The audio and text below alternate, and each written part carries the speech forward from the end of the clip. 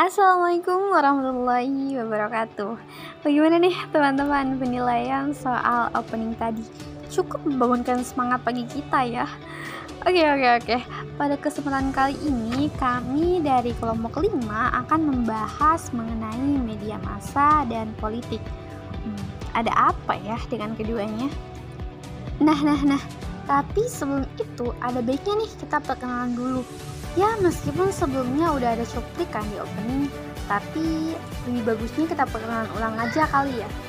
Halo semua, kami dari kelompok 5 dengan saya sendiri Fitri Natalia dan rekan saya Herti dan Andi Syafira.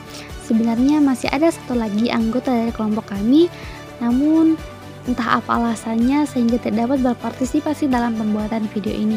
Dan untuk penilaiannya nanti saya serahkan kepada Kak Arni selaku dosen mata kuliah komunikasi massa. Oke, tanpa berlama-lama, kita langsung saja masuk kepada materi pertama terkait komunikasi massa. Apa sih komunikasi massa itu? Nah, simpelnya komunikasi massa itu adalah komunikasi yang menggunakan media massa, entah itu media cetak maupun media elektronik. Nah, artinya sebuah komunikasi dapat dikatakan sebagai komunikasi massa apabila dihasilkan dari saluran teknologi modern. Nah, kita masuk kepada slide selanjutnya terkait hubungan media massa dengan politik. Di Indonesia sebagai negara demokrasi, media memiliki kebebasan untuk menyampaikan informasi terkait kebijakan dan aktivitas pemerintahnya. Nah, oleh karena itu, media massa menjadi perantara yang memudahkan proses komunikasi dari pemerintah kepada masyarakat. Di sini, media berperan sebagai alat yang menghubungkan atau menjembatani informasi dari pemerintah kepada masyarakat dan sebaliknya. Dengan adanya informasi yang disampaikan tersebut, masyarakat dapat mengetahui dan menilai kinerja dari pemerintah. Kemudian media juga berperan dalam memberikan pendidikan politik kepada masyarakat. Nah, di sini peran media akan memunculkan kesadaran politik masyarakat untuk ikut aktif dalam menyuarakan aspirasinya kepada pemerintah. Adanya wawasan mengenai politik juga diharapkan dapat mendorong masyarakat untuk aktif dalam kegiatan politik. Nah, kemudian media juga berperan penting dalam mengawasi setiap tindakan pemerintah, terutama kepada pemerintah yang melakukan aktivitas di luar batas wajar dan sewenang-wenang terhadap kebijakan yang diberikan. Jadi media ini dapat dijadikan sebagai kontrol kepada pemerintah ketika ingin melakukan sebuah tindakan. Nah, dengan adanya fungsi pengawasan dari media ini, pemerintah akan lebih berhati-hati dan bekerja sesuai dengan ketentuan yang berlaku. Nah, dari sini kita mengetahui bahwa media massa erat kaitannya dengan politik maupun pemerintah. Lalu bagaimana sih peran media dalam proses politik? Nah, dalam proses komunikasi politik, tentunya media sangat diperlukan untuk mendukung dan mempercepat penyampaian pesan. Dengan adanya media, masyarakat dapat memperoleh berbagai informasi secara mudah, cepat, dan praktis. Media politik di sini dalam komunikasi politik dapat mempengaruhi cara manusia untuk berpendapat maupun berperilaku. Mereka hadir untuk menyampaikan pesan yang beraneka ragam dan aktual tentang sosial dan politik.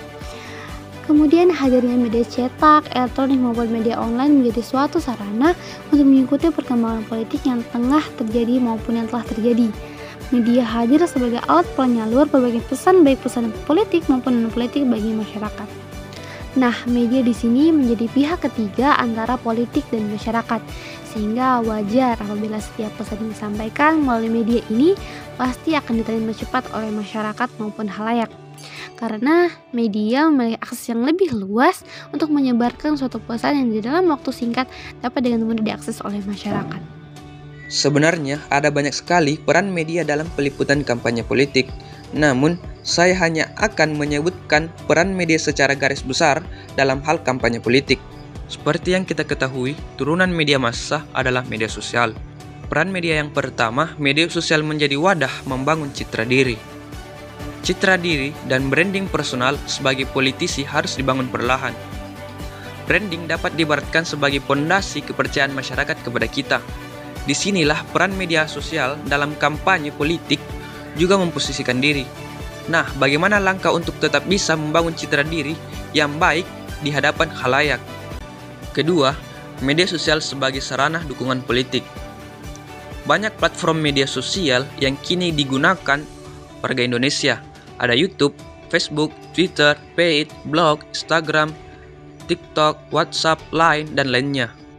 Nah, semua tipe medsos memiliki keunggulan dan kelemahan masing-masing, maka dibutuhkan waktu yang cukup untuk menelaah setiap algoritma yang kerap berubah. Kemudian, medsos bisa memantau perkembangan jumlah suara dalam prosesnya. Media sosial adalah sebuah alat yang bisa digunakan untuk memantau perkembangan suara digital secara keseluruhan. Dalam sebuah pemilu, Anda bisa meninjau perkembangan jumlah polling suara melalui media sosial. Maka, keberadaannya menjadi sangat penting karena ada hasil yang bisa disaksikan dari sana.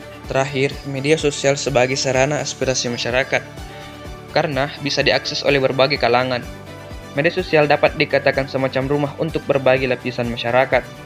Apalagi, pada dewasa ini, hampir semua orang memiliki smartphone, sehingga kemungkinan untuk mengunduh aplikasi dan media sosial juga sangat besar. Besarnya peluang keterlibatan media sosial dalam kehidupan keseharian masyarakat membuat platform ini menjadi sebuah ranah yang sangat potensial untuk perkembangan pertambahan suara pemilu. Hal ini membuktikan bahwa pentingnya peran media sosial dalam kampanye politik juga bisa menjadi sebuah rujukan dalam menentukan program terbaik untuk warga.